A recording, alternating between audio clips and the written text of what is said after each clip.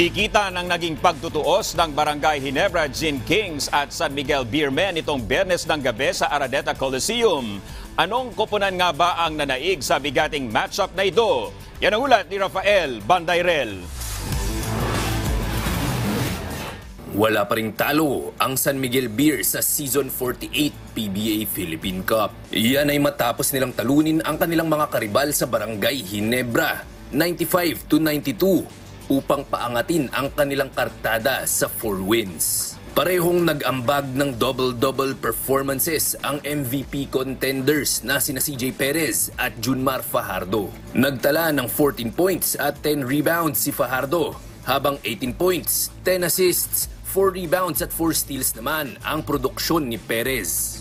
Pumalo sa double digits ang kalamangan ng mga serbisador sa third quarter. Pero hindi basta-basta nagpadaig ang Ginebra. Pagsapit ng huling kanto, burado ang malaking abante ng SMB, kasunod ng isang 11-0 run mula sa Ginebra. Sa kabila nito, nagawa namang pangalagaan ng Beermen ang kanilang kalamangan kahit nagtapos ang laro. Ng 3 puntos lang ang kanilang abante. Kaya naman naniniwala si SMB head coach George Galliant na depensa ang nagpanalo sa kanila sa larong ito. We just had to play good defense in the end.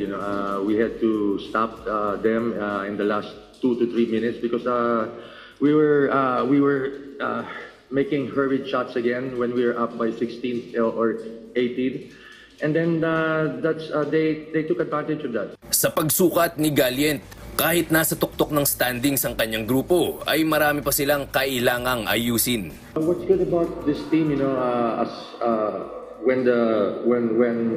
when we play games, we try to improve and we try to get better on things that we have to get better at.